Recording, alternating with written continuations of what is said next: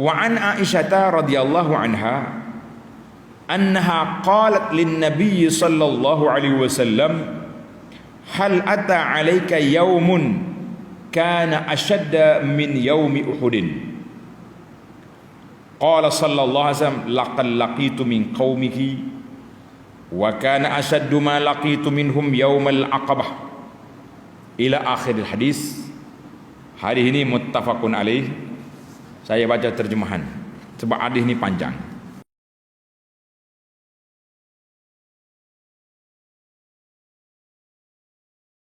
Daripada Aisyah radhiyallahu anha bahawa dia pernah bertanya kepada Nabi sallallahu alaihi wasallam. Aisyah tanya Nabi, apa dia tanya? Dia kata, ya Rasulullah, adakah Tuan pernah mengalami peristiwa yang lebih berat daripada apa yang terjadi pada hari peperangan Uhud? Ini dalam sudut bahasa orang panggil cerdik, cara bersoal. Soalan ini cerdik. Aisyah kata, ya Rasulullah sallallahu alaihi wasallam, saya nak dengar hari yang sangat dahsyat dalam hidup Nabi lebih daripada hari Uhud. Lish, tanda pelajar. Sebab hari Uhud itu hari 70 sahabat mati syahid di Uhud. Nabi kita berdarah muka dia, sehingga keluar kata-kata sedih daripada mulut Nabi sallallahu alaihi wasallam. Nabi kata, lan yufliha qaumun syajja ra'sa nabihim, tidak mulia mana-mana kaum yang melukai muka Nabi sendiri sallallahu alaihi wasallam. Aisyah kata, Rasulullah, saya nak hari lebih dahsyat daripada ni. Qala, kata Nabi sallallahu alaihi wasallam, kita duk mikir juga tak mungkin Nabi jawab hari Sayyidah Khadijah wafat. La. Nabi kata apa? Sesungguh aku sering mengalami peristiwa daripada kaum. Nabi kata, aku telah melalui satu peristiwa kaum lah puak Arab Mekah. Dan peristiwa yang paling berat yang pernah aku alami dalam menghadapi mereka adalah ketika peristiwa Aqabah. Aqabah ni di Taif. Di Taif tu.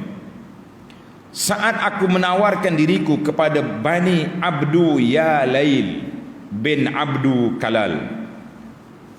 Abdu Yalail bin Abdu Kulal, dia berbagi depan. Abdu Kulal, agar membantuku. Nabi pergi ke Taif, dia minta dengan Bani ini supaya tolong dia.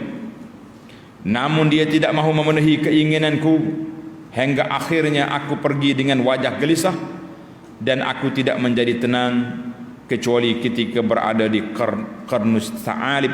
Qarnus Ta'alib ay Qarnul Manazil. Qarnul Manazil ni ramai ulama hadis kata di Taif. Kita nak balik daripada Taif, nak mari ke Mekah, kalau pergi umrah jumpalah, kita akan berhenti di miqat Qarnul Manazil. Ada sebahagian ulama dia kata Qarnus Ta'alib ini bukan Qarnul Manazil, satu tempat dekat dengan Mina di Mekah. Wallahu alam. Yang pentingnya peristiwanya berlaku selepas Nabi balik daripada Taif. Bila Nabi kena lontar di Taif, rasanya tuan-tuan selalu dengar kan, Nabi kita kena lontar lagi, kena hina, kena macam-macam di Taif. Nabi berjalan dengan keadaan sedih sampai ke Qarnus Ta'alib. Tiba-tiba Nabi dengar suara, oh, bunyi kat langit. Apa ni? Aku mendongakkan kepalaku, ternyata aku berada di bawah awan yang memayungiku. Tengok-tengok awan atas kepala dia. Lalu aku melihat ke arah sana dan ternyata ada malaikat Jibril. Dia nampak malaikat Jibril. Jibril turun dari langit. Kemudian memanggilku seraya berkata, Jibril kata, Inna Allah qad sami'a qawla qawmika lak wa ma raddu alaik. Ya Muhammad sallallahu alaihi wasallam, sesungguhnya Allah mendengar ucapan kaummu kepadamu dan apa yang mereka timpakan kepadamu. Allah dengar belaka apa yang mereka hina Nabi. Bila Nabi kita pergi jumpa dengan Bani Singapura Saqif, Cerita dia Nabi, ada hina. Engkau Nabi? Tak ada orang lain ke? Ada kata, kalau betul Nabi mu, aku nak pergi koyok lampu Kaabah. Macam-macam penghinaan dia kata. Dan apa yang mereka timpakan, Nabi kita dihina, dilontar dengan batu sampai berdarah kaki dia. Dan Allah telah mengirim kepadamu malaikat penjaga gunung yang bersedia diperintah apa sahaja yang sesuai dengan kehendakmu. Saudara, Jibril kata, ya Muhammad sallallahu alaihi wasallam, nih bersama dengan aku ni Malakul Jibal, ketua eksekutif yang duk jaga semua bukit atas dunia ni, malaikat. Maka malaikat penjaga bukit berseru dan memberi salam kepadaku. Malaikat pun assalamualaikum. Dan berkata, ya Muhammad, wahai Muhammad sallallahu alaihi wasallam, Allah telah mendengar ucapan kaummu kepadamu, dan aku adalah malaikat penjaga gunung. Dia perkenalkan diri.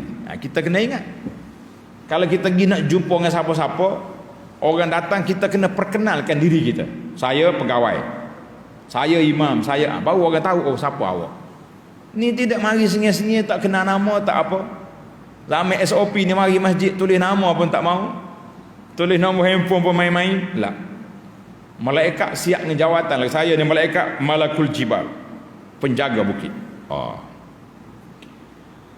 Tuhanku telah mengutusku kepada Tuhan agar engkau memerintahkan sekehendakmu. Saya ni ikut perintah Nabi. Allah Ta'ala bagi power, keizinan kepada Nabi, perintahlah malaikat bukit ni nak bukit mana. Sudah. Kata dia Malakul Jibal, jika Tuhan kehendaki, saya akan timpakan ke atas mereka, timpa ke atas puak-puak Saqif, dua gunung ini. Dia kata Akhsyabain. Gunung mana tu? Tanda pelajar. Akhsyabain ini kata di para ulama, ni perkataan ada di bawah tu. Perkataan Akhsyabain lah dua gunung yang mengelilingi kota Mekah. Sedang Akhsyab artinya gunung besar. Ada ulama hadis kata Bukit Abi Qubais dengan Bukit Qi'an. Tulis nama bukit ni. Siapa dia pandai sebut bukit ni hebat. Abi Qubais mudah. Bukit Qi'an. Jumpa ni. Dua bukit ni aku nak ambil pinjam, nak pergi capuk atas kepala Taif. Nak. Sudahlah. Maka Nabi sallallahu alaihi wasallam bersabda, Nabi kata, la, aku tak mau. Bal arju an yukhrijallahu min aslabihim man ya'budullaha wahdahu la yusyriku bihi syai'a, muttafaqun alaih. Nabi kata tidak. Bahkan aku berharap Allah akan bangkitkan daripada anak keturunan mereka orang yang akan menyembah Allah semata-mata dan tidak menyekutukannya dengan suatu apapun. Maksudnya Nabi kata sallallahu alaihi wasallam, kalaulah geng-geng tua ni tak mau beriman, pedulikan mereka, aku harap anak cucu dia nanti beriman. Subhanallah. Malaikat balik saja naik ke langit, tak ada permintaan apa-apa. Allahu Akbar. Para pelajar sekalian, ini kita kena belajar tanda situ. Kita kena belajar ilmu sabar. Yang bagi ala doa an yanzuru ila mustaqbalid da'wah. Tulis ni para pelajar. Kewajipan para pendakwah kena tengok masa depan dakwah. Jangan nak mengamuk, nak suruh orang matilah. Masa depan dakwah kita panjang lagi. Apa perkara yang kita boleh buat, apa perkara yang kita mampu untuk membantu, bagaimana strategi, kena kira. Tengok Nabi kata, kalaulah orang tua-tua Bani Abdu Yalail bin Kulal ni tak mau terima, aku harap anak cucu dia mereka nanti. Subhanallah. Tanda ni pelajar. Nabi kita pergi ke Taif sebelum Isra' Mi'raj. Mana lebih kurang tahun yang ke-10 atau 11 sebelum hijrah. Nabi kita ambil balik Mekah tahun yang ke-8 hijrah. Berapa tahun? Yang ini lebih kurang dalam 10 tahun. Lebih kurang 10 tahun.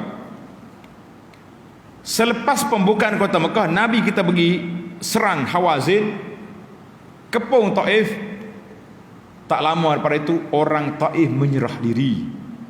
Aslamu, semua sekali masuk Islam. Masya Allah, tabarakallah. 10 tahun sabar, satu negeri masuk Islam. Salah seorang ahli Taif yang masyhur, nama dia Abu Bakrah. Ingat Abu Bakrah ni apa? Bakrah ni sebab dia turun daripada tembok Taif tu, dia turun dengan tali. Jadi tali ni kalau kita nak timbul air telaga, dia ada benda bulat tu, dia panggil bakrah.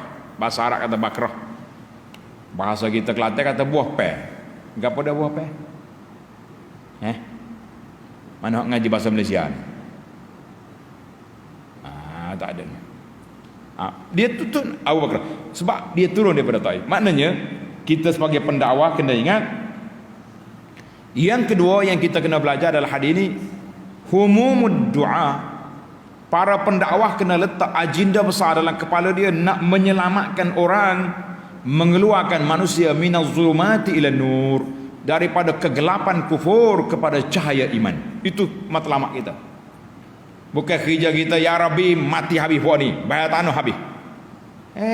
Apa lah, Nabi kita rahmatan alamin tidak mengajar kita supaya matikan orang. Kita belajar, kita nak Nabi kita rahmatan alamin nak mengeluarkan manusia daripada zulumat, daripada gelap kufur kepada cahaya iman, daripada jahiliyah kepada Islam, daripada bid'ah kepada sunnah. Itu kerja kita dah terbalik pula, nak keluar orang daripada sunnah kepada bid'ah. Lah, terbalik.